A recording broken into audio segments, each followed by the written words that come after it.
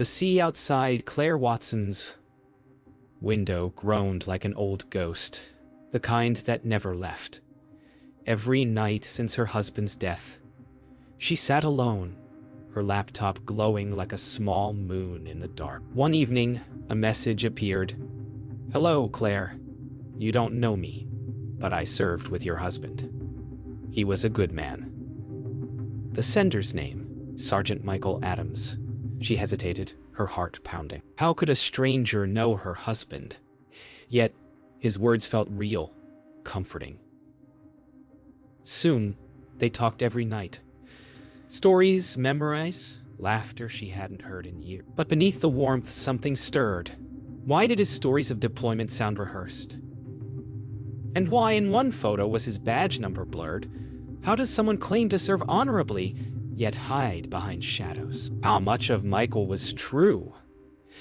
And how much was built to deceive? By the end of that week, Claire found herself waiting for his messages. They spoke of favorite songs, childhood summers, and dreams postponed by war. Every night she felt closer to him, as if he understood her grief better than anyone. When he sent a picture of a soldier's dog tag in his palm, she touched the screen. But something in the photo bothered her. The tag was clean, too clean for a war zone. Still, she brushed it off. After all, who questions comfort when the world's gone cold? Days turned into weeks. Michael called her sunshine, said he'd be home by Christmas. He told her of dusty roads and desert stars. But his words painted scenes too perfect, like something rehearsed. Helen Ross, her neighbor, noticed the change in Claire. "You're glowing," she said. Claire only smiled, not knowing her friend had begun to dig for answers. One night, the power went out mid-conversation. Claire panicked, typing on her phone by candlelight. When the lights returned, his messages came rapid, too fast. "Are you safe? I thought I lost you. Never scare me like that again." His tone shifted. Possessive, urgent. For the first time, she wondered who was really on the other side of that glowing screen. The next morning, Claire opened her messages to find a photo. His photo, but not the man she'd seen before. Same uniform, different eyes. The date on the file said it was sent weeks ago.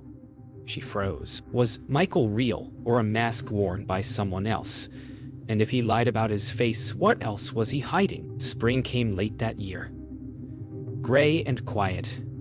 Every morning, Claire Watson brewed coffee and waited for Michael Adams to come online. He sent videos of desert sunsets, the hum of engines in the background, and promises of returning home. "When I'm there," he wrote, "we'll walk by the ocean together." Each message wrapped around her heart like silk, gentle, warm, and binding. But Helen Ross watched from across the street, worried. Soldiers weren't allowed to share base footage, she said. Claire brushed it off. She didn't want logic. She wanted hope. Still, in the back of her mind, she couldn't shake one thought. How could someone stationed in Iraq text her every hour without fail? That afternoon, Helen dropped by with her usual loaf of banana bread and a sharp eye. "What's he saying today?" she asked. Voice casual but searching. Claire read aloud, smiling. He says he can't wait to meet my son. Isn't that sweet?" Helen frowned. "You never told him about Ethan." The silence between them was heavy. Claire laughed it off, saying maybe he saw old pictures online. But later, when she checked her accounts, those photos were private. Her hands trembled as she closed the laptop. She hadn't realized just how much he already knew. Michael began sending gifts. A bracelet engraved with her initials. A photo of him holding a newspaper with that day's date. Proof, he claimed. Claire's heart soared, but something about the picture felt off. The date was clear, yet his background never changed. The same gray wall, the same light. When she asked about it, he said the army forbade showing locations for safety. His answer made sense, but his eyes in that photo, they weren't the same warmth she remembered.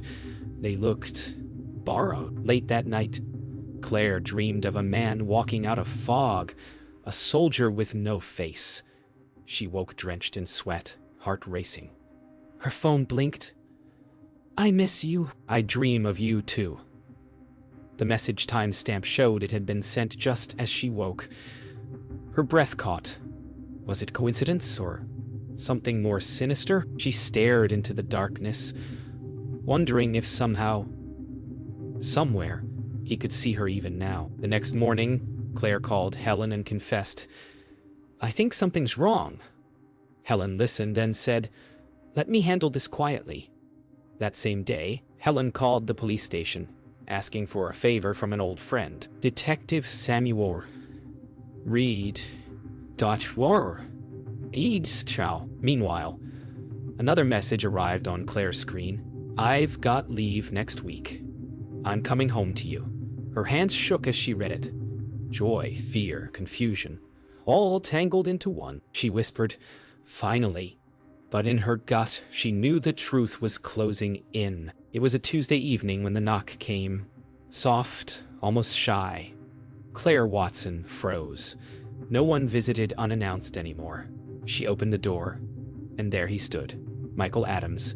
The same face from the photos, but not quite. His skin was paler, eyes darker, accent faintly wrong. "Claire," he said, voice trembling, "it's me." She should felt relief, joy, but instead her body locked in unease. How could someone she'd loved for months feel like a stranger in seconds? He smiled, stepping closer. "I told you I'd come home." Her throat tightened. The sea outside roared against the rocks like a warning. Was this reunion or revelation? Revelation. Inside, the air felt heavy with things unsaid. Claire offered tea. He declined. "Too much caffeine overseas," he joked, but his hands trembled slightly. He glanced around her living room. Every photo, every corner, as though searching for proof of her life. "You look exactly like I imagined," he said, smiling too wide. She tried to match it. He smelled of cold metal and unfamiliar cologne, not sand or sweat. Every word he spoke sounded rehearsed, like lines practiced before a mirror. She wondered, not for the first time, what kind of man could lie so beautifully? As night deepened, the stories began to fray. Claire asked simple questions, names of bases, details about her husband's unit. Michael's answers came too quick, too smooth. He laughed at things her husband never found funny. She noticed a faint scar along his jaw that wasn't in his photos. When she asked about it, he froze, just for a heartbeat. "Training accident," he said softly, but something in his eyes said otherwise. It was the first moment she saw the mask slip. Later, while he showered, Claire wandered to his duffel bag left open on the couch. Inside were clothes, a passport, and several old photos. But one caught her breath. A group of soldiers. Yes, but none were him. The man in the photo with the same name tag, Michael Adams, had different eyes entirely. Her pulse quickened. The bathroom water stopped. She shoved the photo back. Just as he stepped out, towel around his shoulders. "Everything okay?" he asked. Voice casual, but eyes sharp. She forced a smile, just making tea. He watched her a moment too long before nodding. In that silence, she knew. He was hiding something far darker than lies. That night, Claire couldn't sleep. The sound of his breathing in the guest room felt foreign, too calm, too deliberate. She slipped quietly to her office and searched his name online again. Nothing. No records, no photos, no trace. Not even military archives listed him. Then, a chill crawled through her spine. Her email showed a new login from an unknown device in her own town. She turned toward the hallway. The guest room door was open, empty. The front door creaked, and through the window she saw him standing in the rain, watching the house. The morning after that sleepless night, Claire Watson sat in silence, hands wrapped around cold coffee. She hadn't seen Michael Adams since he disappeared into the rain. Her phone buzzed. Sorry. Needed air. I love you. Her chest tightened. Love? It felt more like control. Moments later, Helen Ross knocked softly. I called someone, she said. An old friend at the precinct, Detective Samuel Reed. Claire stared, terrified yet relieved. For the first time, someone else would finally see what she'd seen. The cracks beneath his perfect face. Detective Samuel Reed arrived that afternoon, calm and steady. A man built for quiet observation, not intimidation. He listened carefully as Claire recounted everything. The emails, the gifts, the blurred badge. Reed nodded slowly. You did the right thing. He typed the name Michael Adams into his database. Nothing. No record. No, I did. No enlistment. He leaned back, studying her. Ma'am, whoever he is, he's not a soldier. The truth landed like a blow. All those nights, the voice she trusted, an invention. Claire felt her throat close.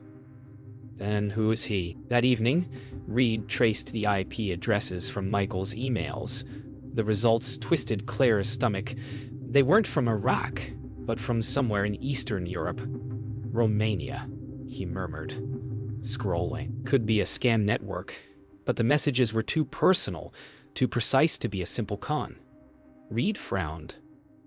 He's done this before, probably dozens of times.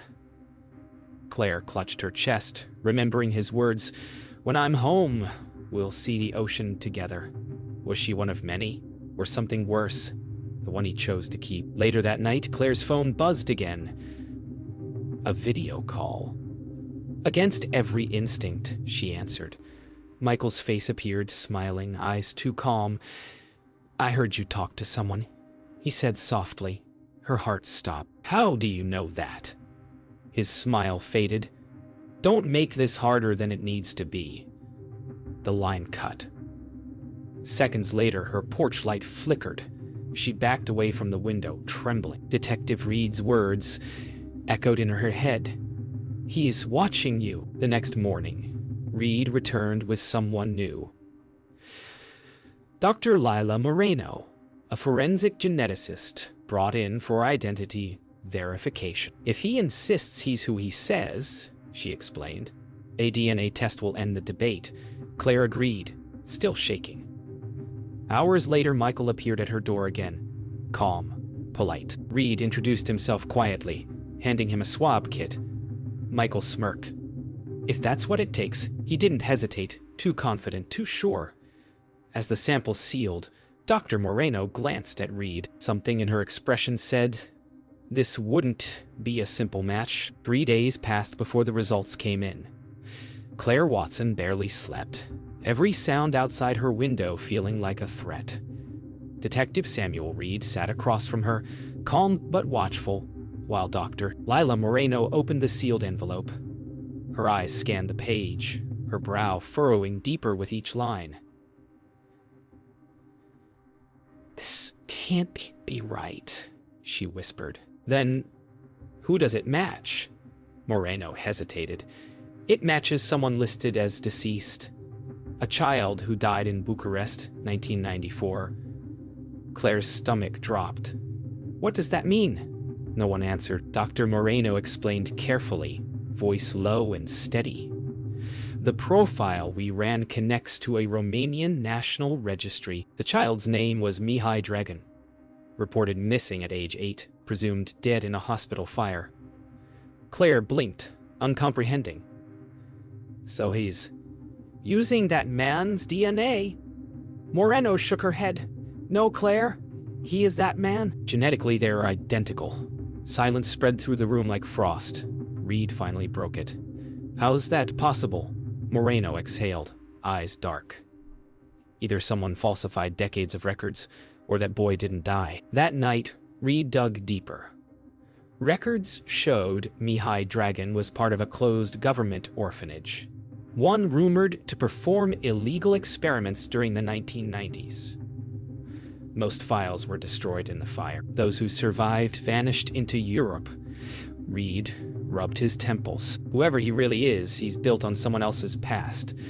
Meanwhile, across town, Michael Adams sat alone in his motel room, watching the ocean from a cracked window. His reflections stared back, calm, unreadable. Under his breath, he whispered, "You shouldn't have looked." By morning, the results had reached federal channels. Dr. Moreno received a call she didn't expect. Classified clearance denied, access revoked. "I've sealed the file," she said to Reed, voice trembling. "Someone doesn't want this out," Reed paced. "Why would they protect a man like him?" Claire listened, numb.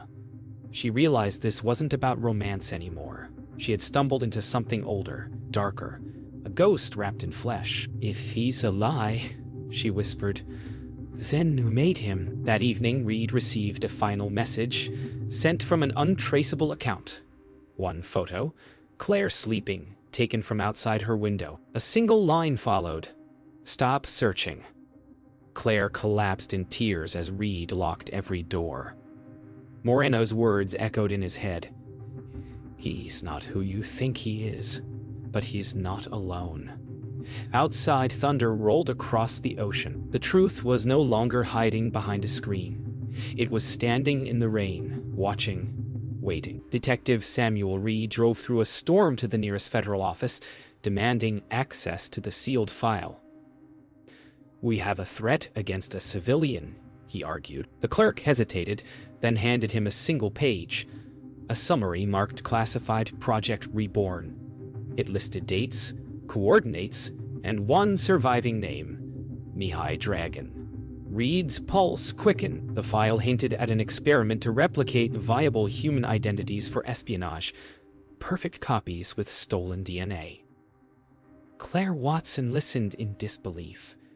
"He wasn't lying about being a soldier," she whispered.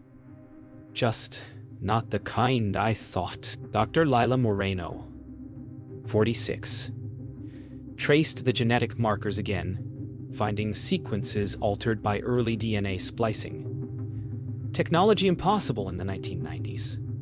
"Someone re-engineered this man," she said. "Whoever created him used fragments from multiple donors." Claire's voice broke. "So, he was made?" Moreno nodded slowly. "He's not a soldier, Claire. He's property." The word hung in the air like smoke. Reed clenched his fists. "Then someone owns him, and they want him back." Meanwhile, in the motel by the harbor, Michael Adams sat before a cracked mirror, staring at his reflection as if waiting for it to blink. The storm outside raged. He whispered, "They'll come for me soon." On the table lay a small drive labeled Reborn 3. He slid it into his jacket pocket. His eyes softened, almost human. "I never meant to hurt her," he muttered. Then, for the first time, he looked afraid, not of discovery, but of what he truly was. Reed tracked the motel's location through a trace on the threatening email. When they arrived, the room was empty, bed unmade, window open, the sound of waves roaring below. On the table, a note. "Don't let them erase me." Next to it lay another photo. The real Michael Adams, the soldier he had impersonated. Reed studied it, then whispered, "He took that man's life because someone told him to." Claire looked at the note again. "No," she said quietly, "because someone built him too." Later that day, Dr. Moreno's lab was broken into. Files deleted, samples gone. Security footage showed a single figure, Michael, in uniform, calm, walking out with the DNA kit. No forced entry. "He's erasing proof he exists," Moreno whispered, watching the footage. Claire stared at the screen, numb. "Then he's not running from us," she said softly. "He's running from whoever made him?" Outside the lab, rain began to fall again. A slow, steady rhythm, like the heartbeat of something that refused to die. 3 days later, the ocean had gone still. Claire Watson stood at the cliff's edge, the wind pulling her hair back as if urging her to let go. Detective Samuel Reed joined her, holding a sealed envelope. "They found the drive," he said. Inside were fragments of files, genetic blueprints, government seals, and one final log entry from Project Reborn. It read, Subject 3, terminated, status unresolved. Claire's voice cracked. Terminated. Reed nodded slowly. He's gone. But as the sea crashed below, she couldn't shake the feeling that somewhere he was still watching. Dr. Lila Moreno sat in her lab, replaying the security footage frame by frame. In one still, Michael Adams looked directly into the camera before it cut to black. He wanted us to see him, she murmured. Reed nodded from across the room. He knew what he was. Moreno sighed, or who he wasn't. Behind them, Claire stood silently, eyes fixed on the frozen image of his face. The man she'd loved. A ghost built from code and blood. She whispered, he didn't ask to exist. And for the first time, Reed had no answer. Weeks passed. Life in the small Maine town returned to normal, or something like it. Claire went back to the library, shelving books in silence. Sometimes she'd see soldiers' faces on TV and flinch. Then one afternoon, a small package arrived. No return address. Inside, a dog tag. Not her husband's, not Michael's, but one engraved MD, 1986. Her breath hitched. There was no note, only a faint scent of salt water and smoke. She clutched it to her chest, unsure if it was closure, or a reminder that the story wasn't over. That night, Claire dreamed again. The same dream from months before.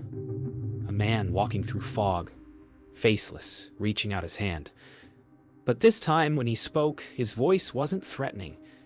It was tired. You were the only one who saw me, he whispered. She woke with tears in her eyes, heart calm. Maybe he was gone.